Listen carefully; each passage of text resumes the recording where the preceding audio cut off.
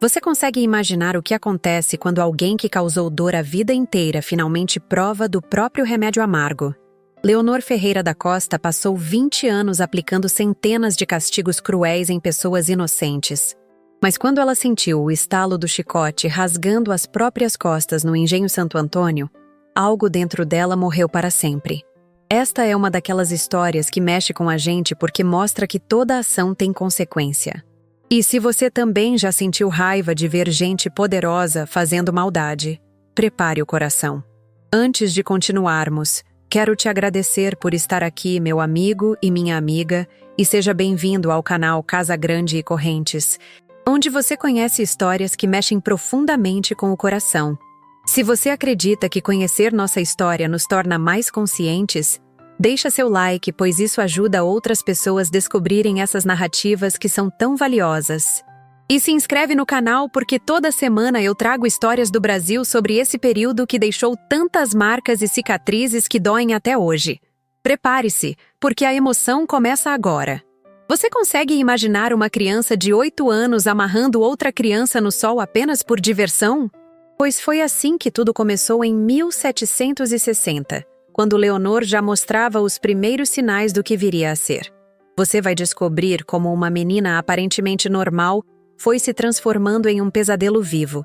Entenderá por que ela odiava o próprio irmão a ponto de sabotar a vida dele. Conhecerá o amor obsessivo que a deixou ainda mais violenta. Saberá o segredo que destruiu a honra da família. E no final vai ver como 10 chicotadas mudaram tudo para sempre. Era verão de 1760, quando Leonor Ferreira da Costa, com apenas 8 anos, amarrou uma criança escravizada ao tronco do pátio do Engenho Santo Antônio. A menina tinha a mesma idade que ela. Mas esse detalhe não importava para Leonor. O que importava era que aquela criança tinha brincado errado durante as brincadeiras da tarde. Sob o sol escaldante de Pernambuco, Leonor observou a menina chorar e implorar para ser solta. Não havia remorso naqueles olhos infantis da sinhazinha. Havia algo diferente, algo perturbador, um brilho que nenhuma criança deveria ter. Dona Teodora, mãe de Leonor, descobriu a cena horas depois. Encontrou a criança desidratada, com a pele queimada pelo sol e tremendo de medo mesmo sob aquele calor sufocante. A sinhá sentiu o estômago revirar. Correu até a casa grande chamando a filha aos berros. Leonor apareceu tranquila, quase entediada, como se tivesse sido interrompida de um lazer qualquer. Quando a mãe perguntou por que tinha feito aquilo, a resposta veio simples e direta. Ela não obedeceu às regras da brincadeira. Sem culpa, sem arrependimento. Como quem explica algo óbvio. O que mais me assombra nessa história é a reação do pai. Teodora tentou fazer a filha entender a gravidade do que tinha acontecido. Explicou que aquela era uma criança igual a ela, que sentia dor, que tinha medo, mas Leonor apenas piscou devagar e disse que não eram iguais porque uma era sinhazinha e a outra era escrava. E pronto. Na cabeça daquela menina de 8 anos, isso justificava tudo. A mãe levou o caso para Augusto, o senhor de engenho, esperando que ele desse uma lição severa na filha. Mas o patriarca apenas suspirou. Disse que Leonor precisava aprender a dosar os castigos, não a evitá-los, e voltou aos negócios do engenho. Para ele, a crueldade da filha era apenas falta de experiência em comandar. Nada que o tempo não ensinasse. 2 anos se passaram. Leonor tinha 10 anos quando cortou o cabelo de uma menina escravizada até a raiz. A justificativa era que a menina tinha cachos bonitos demais, mais bonitos que os dela. E isso, na mente distorcida de Leonor, era uma ofensa que precisava ser corrigida. A cena aconteceu no quintal da casa grande. Outras crianças assistindo apavoradas. Leonor pegou uma faca na cozinha e, com precisão assustadora para alguém tão jovem, cortou cada cacho daquele cabelo. A menina chorava, mas Leonor continuava concentrada, quase em transe. Quando terminou, jogou os cachos no chão e pisoteou neles, como se estivesse matando algo vivo. Mas os cabelos não eram o único alvo da maldade crescente de Leonor. Os pequenos animais da fazenda começaram a aparecer feridos ou mortos em lugares estranhos. Um pintinho com a asa quebrada aqui, um cachorrinho mancando ali. Ninguém via quem fazia aquilo, mas todo mundo desconfiava. As crianças escravizadas começaram a ter medo de brincar perto da sinhazinha. Preferiam o trabalho pesado nos canaviais ao risco de chamar a atenção daquela menina de olhar gelado. Leonor crescia bonita por fora, mas apodrecida por dentro. Aos 13 anos, ela ordenou seu primeiro castigo adulto. Um jovem escravo de 15 anos tinha olhado diretamente para ela durante o jantar na Casa Grande. Apenas isso. Um olhar que interpretou como um olhar de afronta, de desrespeito à sua honra. Leonor se levantou da mesa e foi até o pai. Exigiu que amarrassem o rapaz ao tronco. Augusto, dessa vez, hesitou porque aquilo era castigo severo demais para uma ofensa tão pequena. Mas Leonor insistiu. Chorou, gritou, fez escândalo dizendo que era desrespeito. O pai, cansado e querendo paz, cedeu. O rapaz deveria ficar amarrado por um dia e uma noite inteiros sem água e sem comida.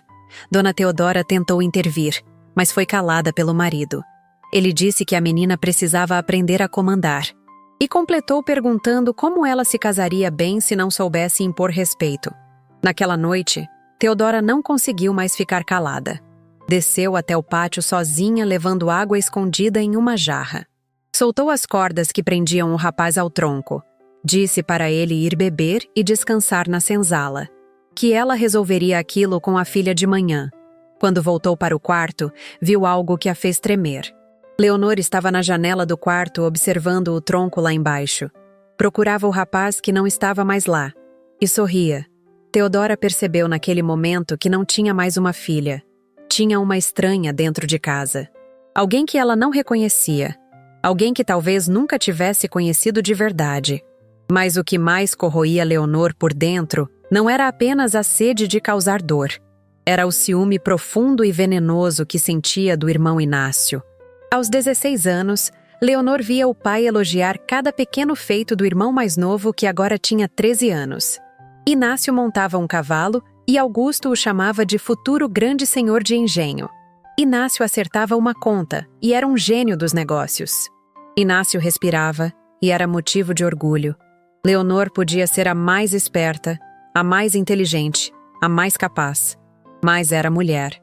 E por isso, na visão do pai, era apenas mercadoria para um bom casamento. Certa vez, Leonor tentou sabotar o irmão. Inventou uma história de que Inácio tinha sido desrespeitoso com um visitante importante. A mentira não colou. O pai descobriu a verdade e pela primeira vez na vida bateu em Leonor. Não foi um tapa leve, foi uma surra de cinto que deixou marcas por dias. Mas a dor física não se comparava à dor de ver que o pai ainda preferia Inácio. Ele o olhava com aquele brilho de orgulho que nunca jamais dirigia a ela. Foi ali, com 16 anos e marcas de cinto nas costas, que Leonor entendeu algo. Se não podia ter o amor do pai, teria pelo menos o poder de fazer os outros sofrerem. E sofrimento era algo que ela sabia provocar muito bem. Leonor tinha 18 anos quando começou a aplicar castigos que iam além do tronco e do chicote. Agora ela inventava punições calculadas para humilhar e quebrar o espírito dos escravizados. Ordenava que ficassem de pé sob o sol do meio-dia sem água por horas a fio. Mandava separar mães de filhos pequenos por dias, como castigo por qualquer olhar que considerasse insolente. Privava a comida de quem ela julgava lento demais no trabalho dos canaviais. O pior era que ninguém na Casa Grande conseguia detê-la. Augusto continuava ignorando as maldades da filha. Teodora já tinha desistido de tentar mudar aquilo que não reconhecia mais como filha. Os escravizados do engenho Santo Antônio viviam com medo constante. Bastava Leonor aparecer na senzala para todos baixarem os olhos e rezarem para não serem escolhidos. Rosa, a cozinheira que era respeitada por todos ali, via aquilo com dor no coração. Ela tinha sido ama de leite de Leonor quando a menina era bebê. Tinha embalado aquela criança nos braços e cantado para ela dormir. Agora não entendia como aquele bebê tinha virado aquele demônio.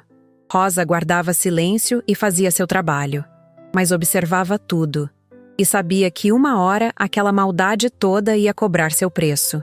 Em 1772, Leonor conheceu Bernardo Cavalcante durante uma festa entre famílias de senhores de engenho. Ele tinha 20 anos, era filho de um proprietário vizinho, tinha estudado alguns anos na Europa. Era educado, bonito e gentil com todos. Leonor ficou obcecada imediatamente. Passou a noite inteira tentando chamar a atenção dele, mas Bernardo mal olhava para ela. Ele conversava mais com as outras moças da festa, ria de suas piadas, pedia para dançar com elas. Leonor ficou furiosa. Como alguém podia preferir aquelas moças sem graça a ela? Se ela era a mais bonita, a mais rica, a filha do senhor de engenho mais poderoso da região. Mas Bernardo simplesmente não demonstrava interesse. Nos meses seguintes, Leonor fez de tudo para conseguir a atenção de Bernardo. Enviou cartas, inventou desculpas para o pai visitar o engenho vizinho, aparecia nas missas onde sabia que ele estaria. Mas nada funcionava.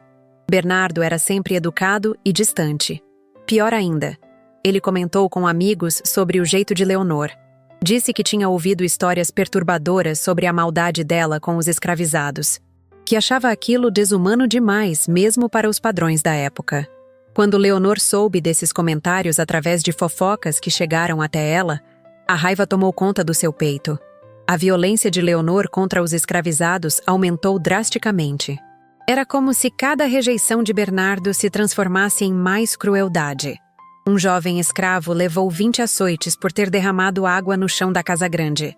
Uma menina foi trancada na despensa por 2 dias por ter quebrado um prato. Um homem idoso apanhou até sangrar por ter demorado a atender o seu chamado. Os motivos eram cada vez mais fúteis, os castigos cada vez mais severos. A senzala inteira vivia aterrorizada. Em 1774, Leonor descobriu que Bernardo estava cortejando uma moça de outra família. Ela ficou fora de si. Tentou inventar uma história sobre a rival, espalhou boatos maldosos. Mas ninguém acreditou porque a reputação de Leonor como mulher vingativa já era conhecida na região. As outras famílias mantinham distância. Nenhum homem de boa família queria se casar com ela. Augusto começou a se preocupar porque a filha estava com 22 anos e nenhum pretendente aparecia. Ele tentou arranjar casamentos, mas todos recusavam educadamente quando ouviam que era com Leonor. O irmão Inácio, agora com 19 anos, vendo tudo aquilo acontecer, sentia pena da irmã, mas também tinha medo dela. Leonor olhava para ele com um ódio tão profundo que Inácio evitava ficar sozinho com ela. Uma vez ela tentou fazer o pai acreditar que Inácio tinha roubado dinheiro da casa. Quando a mentira foi descoberta, Augusto ficou furioso com Leonor, mas ela não se arrependeu. O ciúme do irmão consumia ela por dentro tanto quanto a obsessão por Bernardo. Na senzala, os escravizados começaram a falar em voz baixa sobre vingança. Nada concreto ainda. Apenas conversas sussurradas depois que todos dormiam. Matias, marido de Rosa, era um dos que mais falava. Ele tinha visto muita coisa naqueles anos. Tinha visto crianças serem castigadas sem motivo, famílias serem separadas, gente apanhar até quase morrer. E sabia que uma hora aquilo tudo ia explodir. Rosa pedia para ele ter paciência. Dizia que Deus ia fazer justiça no tempo certo. Mas Matias já não tinha certeza se conseguia esperar muito mais. Leonor seguia sua rotina de maldade sem imaginar que cada açoite que aplicava, cada humilhação que causava, cada lágrima que provocava estava construindo algo perigoso. Estava criando uma dívida que um dia teria que pagar. Os escravizados do engenho Santo Antônio guardavam cada injustiça na memória e esperavam apenas o momento certo para que a sinhazinha mais cruel de Pernambuco descobrisse como era estar do outro lado do chicote. Enquanto a senzala esperava e guardava cada injustiça na memória, Leonor continuava sua vida sem imaginar que o pior ainda estava por vir. O pior para ela naquele momento chegou em uma tarde de 1775, quando uma notícia abalou o engenho Santo Antônio. Bernardo Cavalcante tinha anunciado noivado com a filha de um senhor de engenho de Olinda. A cerimônia seria em 6 meses. Leonor recebeu a informação durante o jantar e largou o garfo na mesa com tanta força que o prato rachou. Teodora olhou para a filha e viu algo assustador naqueles olhos. Não era apenas raiva, era algo mais profundo, mais perigoso. Era obsessão transformada em ódio puro. Nos dias seguintes, Leonor armou um plano desesperado. Escreveu cartas anônimas para a família da noiva, acusando Bernardo de ter uma amante. Espalhou boatos nas missas sobre a suposta desonestidade dele nos negócios. Chegou a subornar um criado para roubar documentos do engenho Cavalcante. Mas nada funcionou porque as famílias da região já conheciam a reputação de Leonor. Sabiam que ela era capaz de qualquer maldade. Quando a verdade veio à tona, foi a família Costa que perdeu prestígio. Augusto ficou furioso com a filha, gritou com ela e depois bateu na frente de todos na casa grande, e Leonor correu para o quarto chorando de raiva e humilhação. Depois desse dia, a violência de Leonor contra os escravizados atingiu níveis que ninguém tinha visto antes. Ela ordenava açoites por motivos absurdos. Um homem apanhou porque olhou para ela de um jeito que, segundo ela, a desafiava. Uma mulher ficou 3 dias sem comer porque espirrou perto dela, a assustando. As crianças eram proibidas de brincar porque o barulho incomodava a sinhazinha. A senzala vivia em terror absoluto.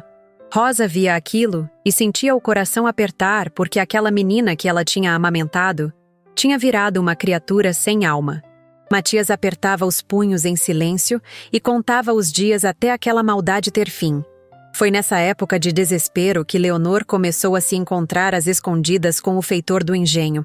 Era um homem rude e sem educação, mas que dava a atenção que ela não recebia de nenhum homem da sua classe social. Os encontros aconteciam em lugares mais isolados da fazenda, longe dos olhos da família.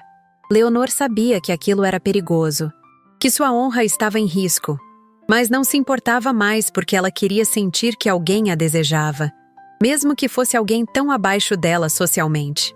Em meados de 1777, Teodora notou que a filha estava diferente. Enjoos pela manhã, roupas mais apertadas na cintura. A sinhá sentiu o sangue gelar e confrontou Leonor no quarto, e a verdade saiu. A filha estava grávida. O mundo de Teodora desabou naquele momento. Uma filha solteira grávida era a pior desonra que uma família podia sofrer no Brasil colonial. O casamento dela seria impossível agora, e a vergonha cairia sobre todos os Costa. Mas o destino tinha outros planos. Semanas depois, Leonor perdeu o bebê em um aborto espontâneo que aconteceu durante a noite de dores terríveis e muito sangue. Teodora cuidou da filha em segredo sem chamar o médico para não espalhar a notícia. Mas Augusto descobriu de qualquer forma, porque um criado contou. O senhor de engenho entrou no quarto da filha com uma fúria que todos na casa grande ouviram. Ele exigiu saber quem era o pai, mas Leonor se recusou a falar. Augusto começou a bater nela com o cinto. Quando finalmente a verdade sobre o feitor saiu, Augusto tomou uma decisão que chocou todo mundo. Ele mandou prender a própria filha, ordenou que a levassem para a senzala e a trancassem lá por 3 dias e 3 noites. Seria o castigo pela desonra que ela tinha trazido para a família. Leonor gritou, implorou e chorou. Mas o pai foi inflexível. A honra dos Costa estava manchada, e ela tinha que pagar. Quando arrastaram Leonor para a senzala naquela tarde, os escravizados não acreditaram no que estavam vendo. A sinhazinha mais cruel, aquela que tinha causado tanto sofrimento, estava sendo jogada no meio deles como castigo. Leonor foi trancada em um quarto apertado e sujo. Com pouca ventilação, o cheiro era insuportável, o chão era de terra batida e havia apenas um cobertor velho e rasgado. Ela teve que dormir ali, no mesmo lugar onde dormiam aqueles que ela tinha torturado por anos. Durante aqueles 3 dias, Leonor ouviu as conversas dos escravizados do lado de fora. Ouviu eles falarem sobre os castigos que ela tinha aplicado, relembrarem cada açoite, humilhação e injustiça. Pela primeira vez na vida, Leonor sentiu medo de verdade. Medo daquelas pessoas que ela sempre tinha desprezado. Quando finalmente a soltaram no 3º dia, Leonor saiu dali transformada. Mas não em uma pessoa melhor.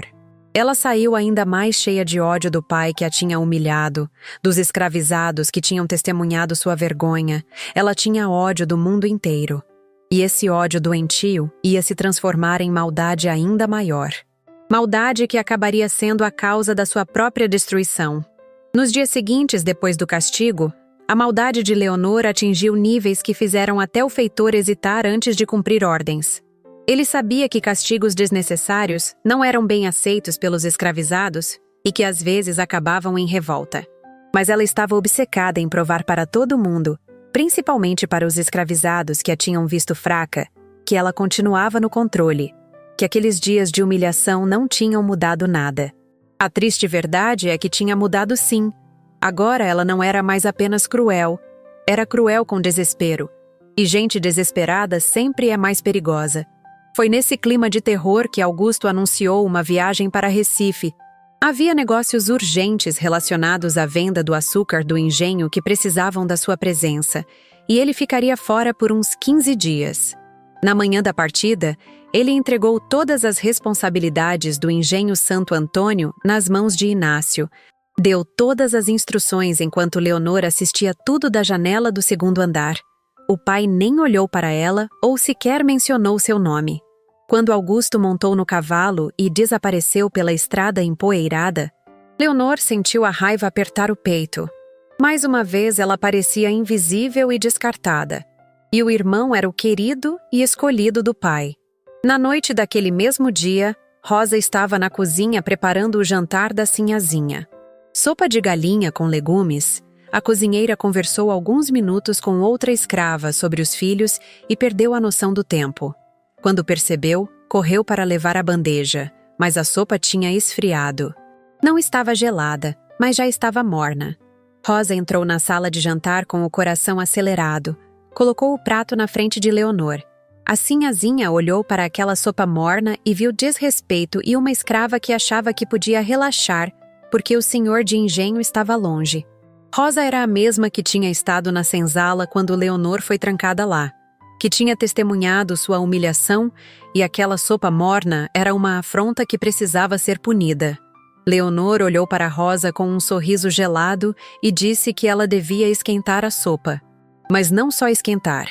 Era para ferver bem e trazer imediatamente. Rosa correu para a cozinha sentindo um alívio momentâneo, achando que tinha escapado de um castigo pior. Colocou a panela no fogo alto e ficou ali, esperando borbulhar. Ansiosa para servir logo e acabar com aquela tensão. Mas a pressa e o nervosismo fizeram com que ela não deixasse ferver completamente. Apenas esquentar bem forte mesmo. O medo de demorar demais era maior que o medo de não estar quente o suficiente. Então Rosa despejou a sopa fumegante na tigela com as mãos tremendo tanto que quase derrubou tudo, e voltou quase correndo para a sala de jantar, equilibrando a bandeja com cuidado redobrado. Ela entregou a sopa para Leonor, rezando baixinho para que aquilo fosse suficiente para que a sinhazinha aceitasse e a deixasse ir embora. Leonor pegou a tigela com calma e passou os dedos de leve na lateral, testando a temperatura, e acenou com a cabeça como se estivesse satisfeita com o resultado. Rosa sentiu o corpo relaxar inteiro e soltou o ar que estava prendendo sem perceber, e já virava para sair dali o mais rápido possível. Foi exatamente nesse momento que Leonor pediu para Rosa vir até ela e se abaixar como se fosse contar algo, e quando Rosa chegou perto o suficiente, a sinhazinha jogou toda a sopa fervendo direto no rosto dela. O grito que saiu da garganta de Rosa ecoou pela casa grande inteira e chegou até a senzala, um grito de dor tão profundo que fez todo mundo que ouviu sentir um arrepio na espinha. Rosa caiu no chão com as duas mãos cobrindo o rosto. Os olhos dela ardiam como se tivessem pegando fogo de verdade. A dor era tão insuportável que ela mal conseguia respirar direito. Apenas se contorcia no chão de madeira da sala de jantar. Leonor ficou ali parada em pé, ao lado da mesa, observando aquilo tudo sem nenhuma expressão no rosto. Sem raiva, satisfação, compaixão, sem nada. Ficou como quem assiste algo completamente entediante que não merece emoção nenhuma. Dona Teodora ouviu os gritos vindos do andar de baixo. e desceu as escadas correndo com o coração disparado. Quando chegou na sala de jantar e viu Rosa no chão se contorcendo com o rosto todo vermelho, a sinhá sentiu um aperto no peito. Ela gritou para as escravas chamarem ajuda imediatamente para levarem Rosa com cuidado para a senzala e cuidarem dela antes que a mulher morresse. Depois, Teodora se virou para a filha que continuava parada ali sem demonstrar emoção nenhuma. Perguntou com a voz tremendo de raiva e horror como ela podia ter feito aquilo. Como tinha chegado naquele ponto absurdo de maldade que ultrapassava qualquer limite humano. Leonor respondeu com voz completamente calma e tranquila, que Rosa tinha desrespeitado ela servindo comida fria, que era uma lição necessária para que todos os outros escravos aprendessem a não relaxar só porque o senhor de engenho estava viajando. Teodora olhou para aquela mulher parada na frente dela e percebeu com uma tristeza profunda que não reconhecia mais nada da menina que tinha parido e criado. Nada daquela criança que ela tinha embalado nos braços anos atrás. Após isso, ela mandou chamar o médico da vila o mais rápido possível. Ela gostava muito de Rosa e não conseguia simplesmente deixar a mulher morrer daquele jeito horrível, sem tentar fazer alguma coisa. O médico chegou algumas horas depois, trazendo sua maleta com os poucos recursos que a medicina da época oferecia para casos assim. Ele tratou as queimaduras com ungüentos e fez bandagens improvisadas com panos limpos. Receitou chás de ervas que deveriam ajudar com a dor. Tia Quitéria, a curandeira mais velha e respeitada da senzala, também veio cuidar dela com seus remédios e suas palavras de conforto. Rosa sobreviveu àquela noite terrível e as noites seguintes, sempre sendo cuidada por tia Quitéria e todos os outros escravos que ajudavam como podiam, buscando ervas, água fresca, preparando os chás e ungüentos até que ela estivesse fora de risco de vida. Apesar de ter sobrevivido, Rosa nunca mais seria a mesma. A pele do rosto ficaria marcada para sempre. Mas o pior de tudo foi o que aconteceu com a visão dela. Quando não corria mais risco de vida, o médico foi chamado mais uma vez e ele examinou com os recursos que tinha na época e afirmou que o estado da sua visão era irreversível. Rosa tinha perdido completamente a capacidade de enxergar com um dos olhos que ficou branco e morto. Com o outro olho, ela conseguia ver apenas vultos borrados e sombras indefinidas. Nada nítido, ou que permitisse uma vida normal. Tia Quitéria confirmou com tristeza profunda o que o médico já tinha dito. A visão de Rosa não ia voltar nunca mais. Ela ia viver o resto da vida praticamente cega num engenho onde gente cega não conseguia trabalhar direito e virava fardo para os outros. Tudo aquilo, toda aquela tragédia irreversível, tinha acontecido por causa de uma sopa que esfriou alguns minutos. 10 dias se passaram desde aquela noite horrível. Rosa já estava fora de perigo de morte. Mas a realidade de ter que viver cega no engenho era aterradora de um jeito que ela nunca tinha imaginado antes. Ela passava os dias na senzala chorando baixinho, enquanto tentava se acostumar com aquele mundo de sombras e vultos que tinha virado sua vida. Tia Quitéria cuidava dela com toda a paciência que tinha acumulado em 60 anos de vida sofrida. A sábia senhora tinha visto muita coisa ruim naqueles anos todos trabalhando como escrava. Tinha testemunhado maldades que marcariam qualquer pessoa para sempre. Mas aquilo que Leonor tinha feito com Rosa tinha ultrapassado todos os limites que existiam. Tia Quitéria tinha embalado aquela menina ainda bebê nos braços. Tinha cantado canções de ninar para ela dormir. Tinha cuidado daquela criança pequena e indefesa com todo o carinho que conseguia dar. Agora, décadas depois, ela via o monstro em que aquele bebê indefeso tinha se transformado. A tristeza que sentia era profunda demais para caber dentro do peito. Foi numa tarde quente daqueles dias que tia Quitéria viu Leonor no pátio castigando uma criança escravizada sem motivo aparente nenhum. Era uma menina de apenas 8 anos que tinha derrubado um balde de água sem querer enquanto Leonor passava. A água acabou respingando na sinhazinha. Isso foi o suficiente para que ordenasse que amarrassem a criança ao tronco sob o sol forte da tarde como punição. A menina chorava desesperada, pedindo desculpa com aquela voz fina de criança assustada. Explicava que tinha sido acidente mesmo, que o balde estava pesado demais para ela carregar sozinha. Mas a sinhazinha não ouvia nada daquilo e continuava dando ordens para o feitor preparar as cordas. Tia Quitéria sentiu algo quebrar dentro dela naquele momento. Uma resistência que ela tinha mantido por anos inteiros simplesmente se desfez como fumaça no vento. Ela não aguentava mais ficar em silêncio vendo aquilo. Não conseguia mais apenas baixar a cabeça e aceitar. Tinha que fazer alguma coisa, mesmo sabendo que era perigoso. Então tia Quitéria fez algo que nenhum escravo com juízo perfeito faria naquela situação. Caminhou com passos decididos até onde Leonor estava dando ordens. Falou diretamente com a sinhazinha, pediu com respeito, mas com firmeza, usando aquela voz de quem tinha autoridade natural pela idade e pela sabedoria, para que a sinhazinha deixasse a criança ir embora sem castigo. Explicou que a menina realmente não tinha culpa nenhuma, que tinha sido apenas um acidente bobo, que Leonor também tinha sido criança pequena um dia e com certeza tinha derrubado coisas sem querer. Falou lembrando Leonor de quando ela era apenas um bebê nos braços de tia Quitéria, de como ela tinha cuidado dela com tanto carinho naqueles primeiros meses de vida. Tia Quitéria achou que talvez aquelas palavras conseguissem tocar em algo minimamente humano que ainda pudesse existir escondido em algum lugar dentro da sinhazinha. Leonor virou devagar para encarar tia Quitéria com aqueles olhos gelados que não mostravam emoção nenhuma. O silêncio tenso que se seguiu foi muito pior que qualquer grito poderia ter sido. A sinhazinha olhou fixamente para aquela velha escrava, que tinha ousado questioná-la na frente de todo mundo, praticamente dando ordens para ela sobre o que fazer, que teve a audácia de trazer à tona memórias inconvenientes de quando Leonor era vulnerável e dependente dos cuidados de escravos. Ao ver aquele olhar frio e calculista, tia Quitéria entendeu imediatamente que tinha acabado de cometer um erro fatal que não tinha mais como desfazer. Então Leonor chamou o feitor com uma voz calma e ao mesmo tempo fria. Quando ela deu a ordem seguinte, todos os escravos que estavam ali perto sentiram o sangue gelar nas veias. A sinhazinha mandou cortar a língua de tia Quitéria. Aquela língua atrevida e insolente que tinha ousado falar com ela daquele jeito desrespeitoso.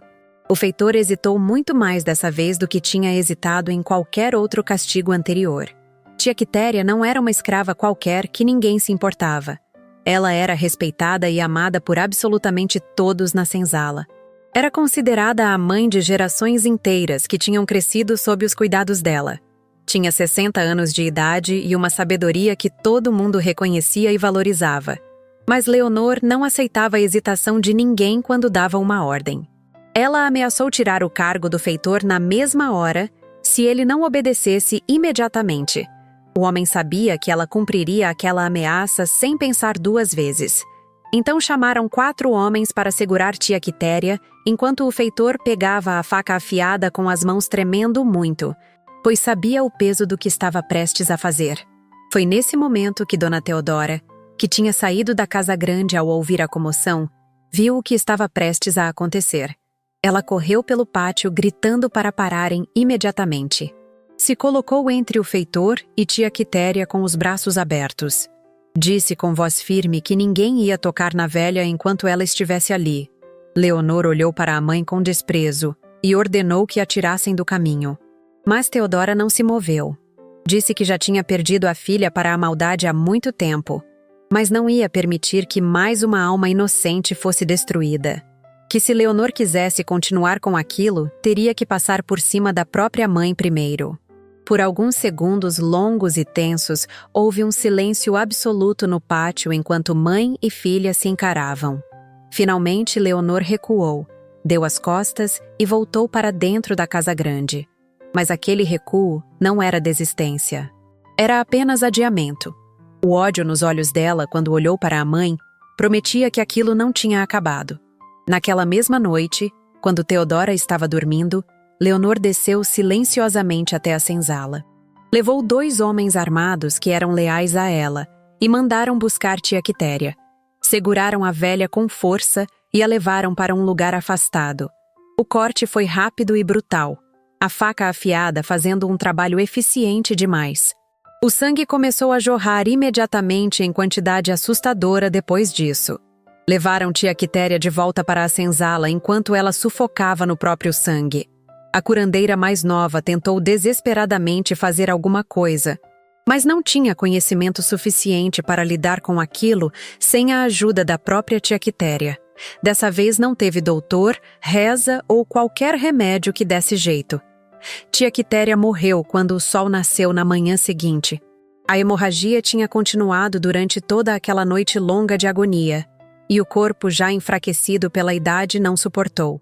Quando a luz do amanhecer entrou pelas frestas da senzala, a mulher que tinha cuidado com amor e dedicação de gerações inteiras naquele lugar estava morta.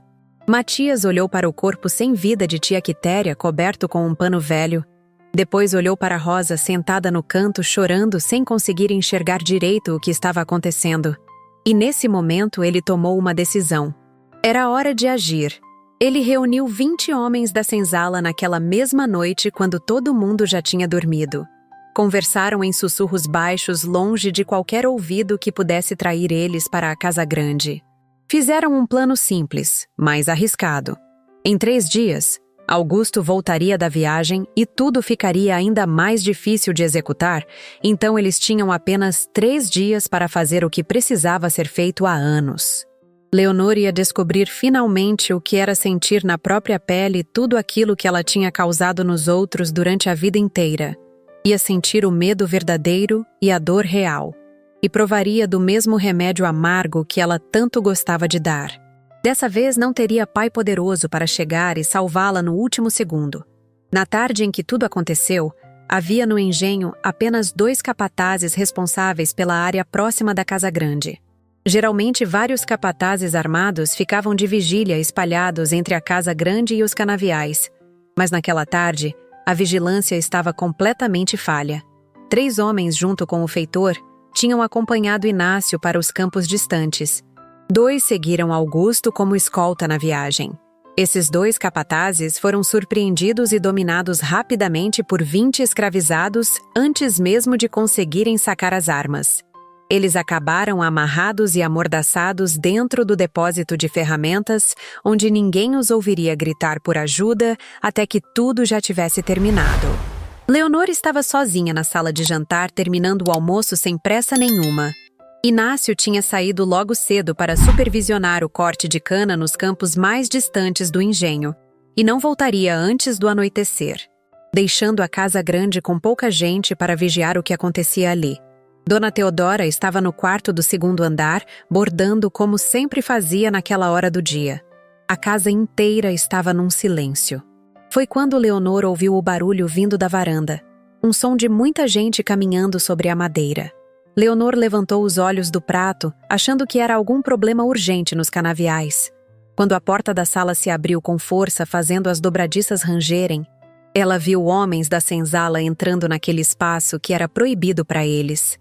Matias vinha na frente do grupo com uma expressão no rosto que Leonor nunca tinha visto em nenhum escravizado antes. Não era raiva explosiva, nem ódio descontrolado que ela teria reconhecido.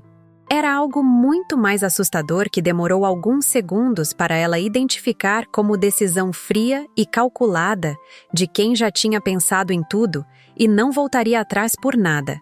Leonor se levantou da cadeira num movimento brusco, tentando gritar alguma ordem que os fizesse parar e voltar para o lugar deles. Mas logo percebeu que ninguém estava baixando os olhos como sempre faziam na presença dela. Eles olhavam diretamente para ela sem demonstrar medo nenhum. Aquilo fez algo gelar dentro do peito dela de um jeito que nunca tinha sentido antes. E ela tentou correr para a escada que levava ao 2º andar onde a mãe estava e poderia pedir ajuda. Mas 2 homens grandes bloquearam o caminho antes que ela desse 3 passos naquela direção. Ela gritou pelo feitor com toda a força que tinha nos pulmões. Depois gritou pela mãe e por qualquer pessoa que pudesse ouvi-la e fazer aqueles escravos voltarem para a senzala antes que algo terrível acontecesse. Mas o feitor estava com seu irmão e Teodora trancada no quarto do andar de cima com 3 mulheres escravizadas, impedindo que ela saísse ou chamasse socorro.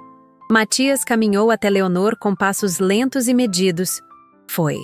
Quando finalmente falou, sua voz saiu firme e clara sem nenhum traço da submissão que sempre tinha na frente dos senhores. Disse que ela ia pagar por Rosa, que estava cega por causa de uma sopa que esfriou alguns minutos. Por tia Quitéria, que tinha morrido sangrando depois de tentar apenas salvar uma criança de castigo injusto. E por anos e anos de maldade, sem sentido nenhum, contra gente que nunca tinha feito nada para merecer aquilo tudo. Leonor tentou negociar com a voz tremendo de medo verdadeiro pela primeira vez na vida inteira. Ela prometeu dar liberdade imediata para todos eles ali presentes. Disse que daria o ouro que o pai tinha escondido. Ofereceu qualquer coisa que achava que eles gostariam de ouvir. Mas Matias apenas balançou a cabeça devagar. Ele sabia perfeitamente que promessas de sinhazinha assustada não valiam absolutamente nada quando o perigo passasse. Agarraram Leonor pelos 2 braços com força enquanto ela gritava e se debatia, tentando se soltar de qualquer jeito. Mas eram muitos homens fortes e acostumados com trabalho pesado, segurando uma mulher que nunca tinha feito esforço físico na vida. Arrastaram ela atravessando o pátio sob o sol quente da tarde, enquanto ela continuava gritando por socorro que não viria.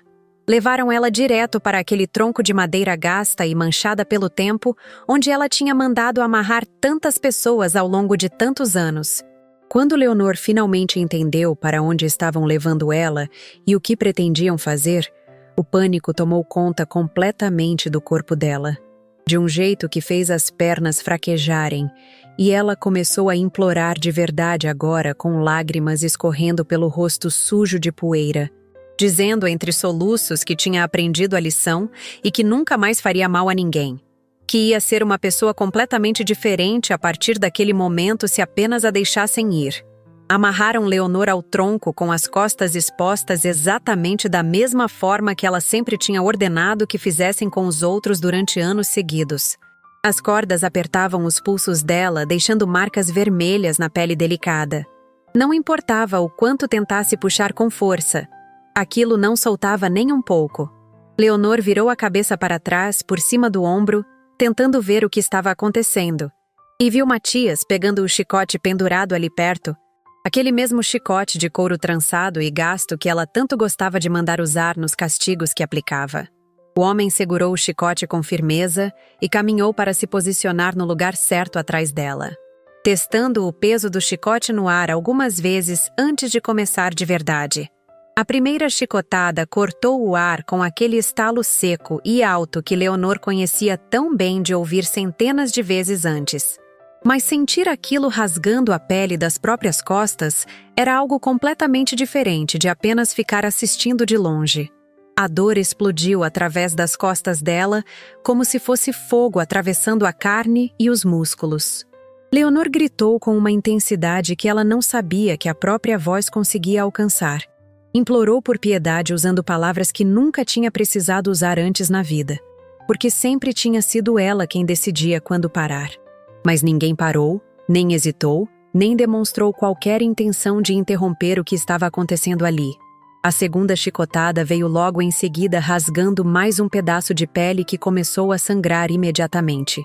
Leonor chorou de verdade agora, com aquele tipo de choro desesperado e sem controle de quem sabe que não tem salvação chegando de lugar nenhum. Na terceira chicotada, ela começou a tentar negociar de novo entre gritos agudos de dor. Dessa vez, oferecendo coisas mais específicas, falando nomes de pessoas da senzala que seriam libertadas se aquilo parasse agora mesmo. A quarta e quinta chicotada vieram em sequência rápida, cortando o ar e a carne com precisão. Ela mudou de estratégia, dizendo que o pai ia perdoar todos eles se parassem imediatamente, que ainda dava tempo de evitar uma tragédia muito maior que acabaria com todo mundo morto. Mas Matias continuava aplicando cada golpe com movimentos firmes e controlados de quem sabia exatamente o que estava fazendo. Na sexta chicotada, as costas de Leonor já estavam cobertas de sangue que ensopava o vestido de tecido fino e escorria pela pele formando trilhas vermelhas.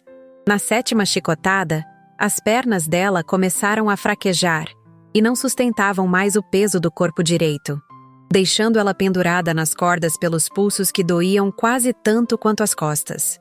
Na oitava, a voz dela ficou completamente rouca de tanto gritar, e só saíam gemidos baixos e entrecortados de pura dor. A nona chicotada deixou marcas ainda mais profundas que as anteriores. Quando a 10ª finalmente atingiu aquelas costas já completamente marcadas, Leonor simplesmente desmaiou, ficando pendurada ao tronco. Foi exatamente nesse momento que Inácio apareceu cavalgando em disparada pelo portão principal do engenho. Alguém tinha corrido pelos campos para avisar ele do que estava acontecendo na Casa Grande.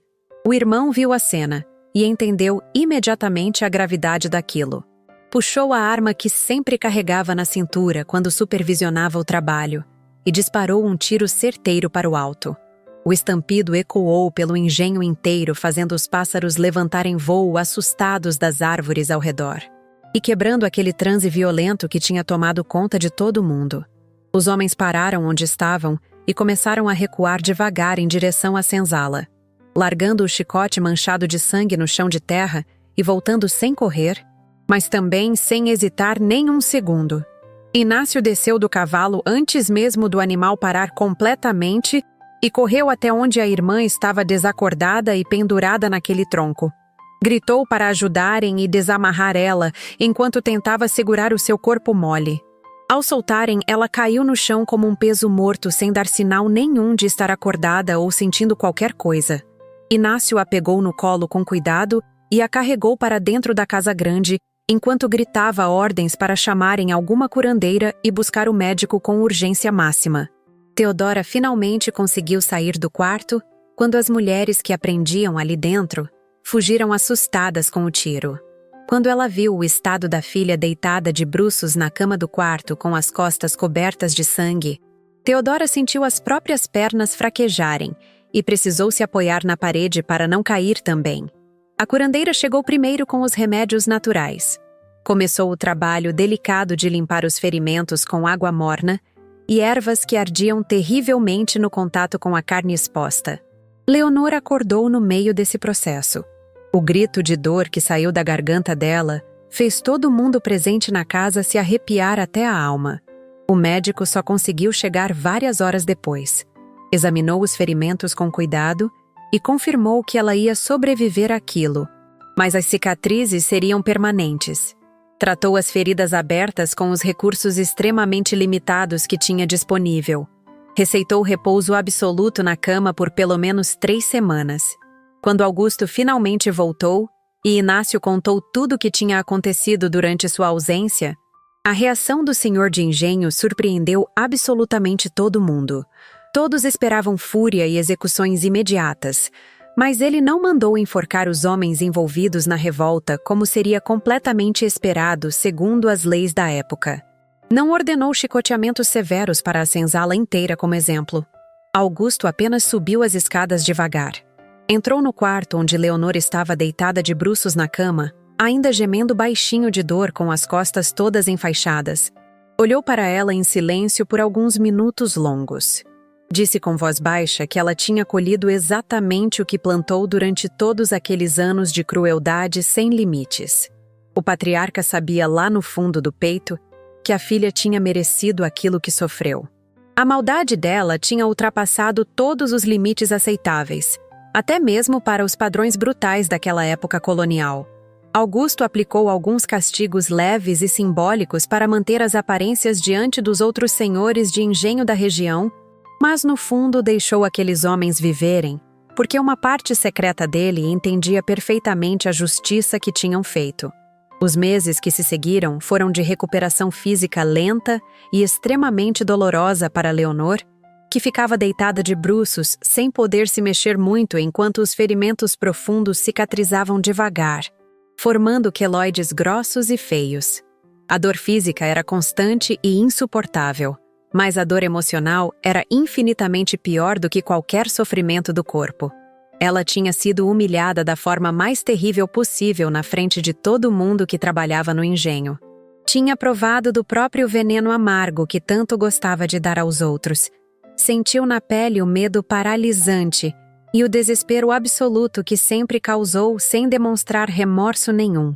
Aquilo tudo junto tinha quebrado alguma coisa essencial dentro dela que simplesmente nunca mais se consertou. Quando finalmente conseguiu levantar da cama depois de semanas, Leonor era uma pessoa completamente diferente. mas não no sentido bom da transformação que às vezes acontece com gente que aprende lições difíceis. Ela simplesmente parou de falar quase por completo. Só soltava palavras soltas quando era extremamente necessário para comunicar necessidades básicas. Passava horas intermináveis sentada na cadeira perto da janela, olhando para o nada. Com aquela expressão completamente vazia nos olhos que antes brilhavam com crueldade. Não saía mais do quarto por vontade própria. Se recusava a descer para as refeições em família. Não demonstrava interesse nenhum por absolutamente nada que acontecia no engenho. Augusto ainda tentou arranjar casamento para ela algumas vezes nos anos seguintes. Era obrigação de pai com filha solteira. Mas nenhum pretendente aceitava a proposta quando via o jeito completamente apagado que ela tinha desenvolvido. A filha, que antes era cruel, mas pelo menos estava viva, tinha se transformado num fantasma andante que assombrava os corredores da casa grande.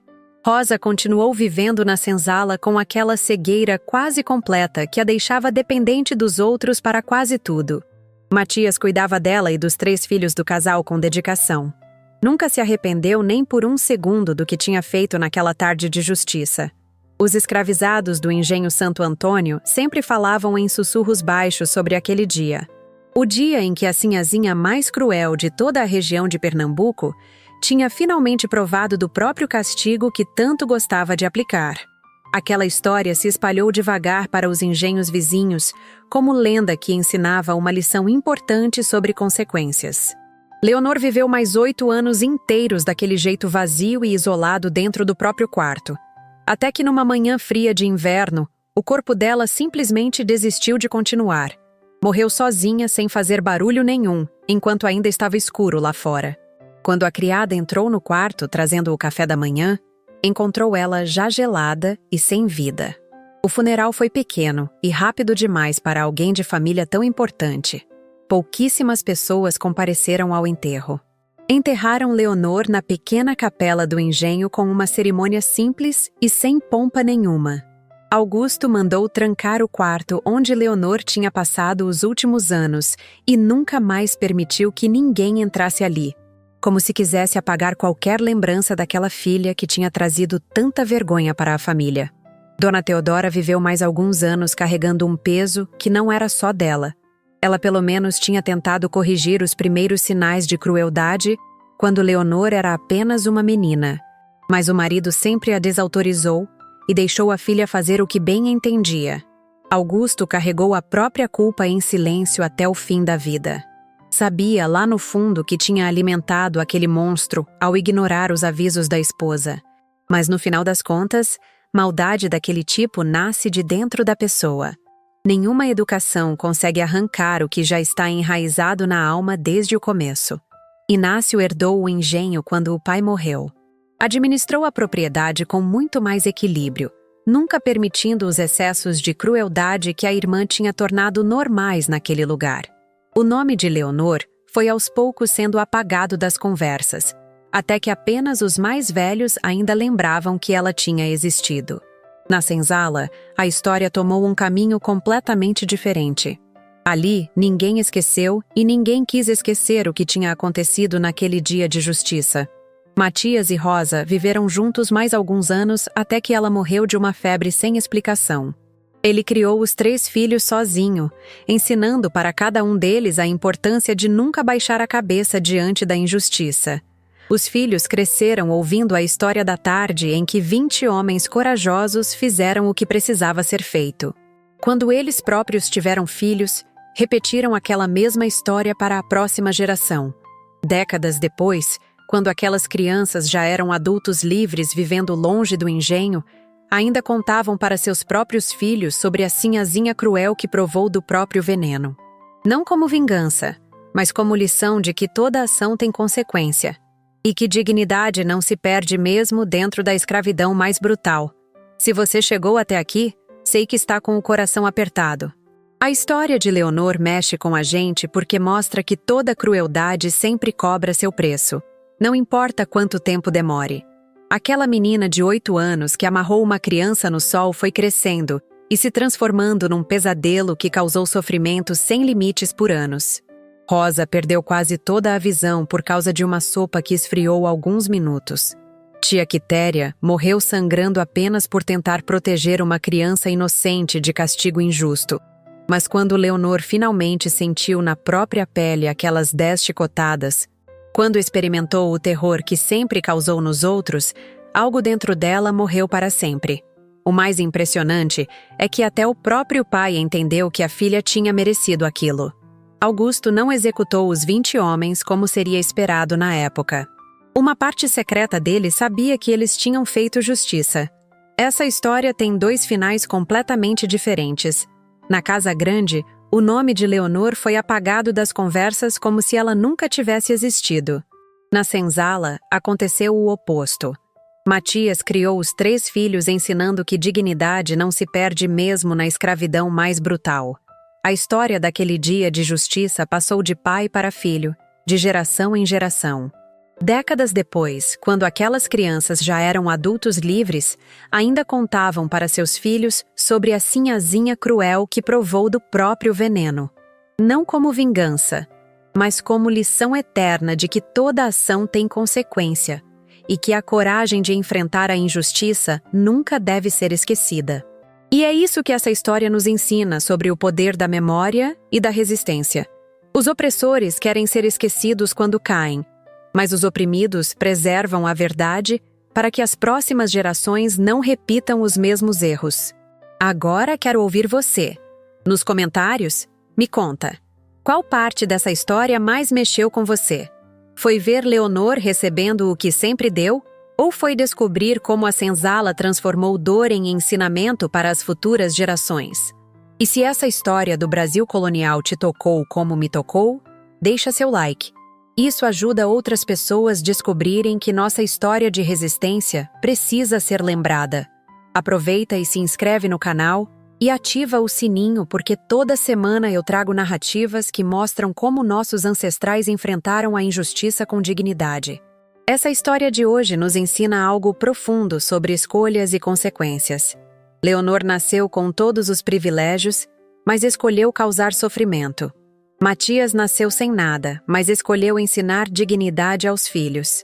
Cada um de nós carrega essa mesma capacidade de escolher entre perpetuar o mal ou construir algo melhor. Gratidão por ter assistido até aqui e até a próxima história que o tempo tentou calar.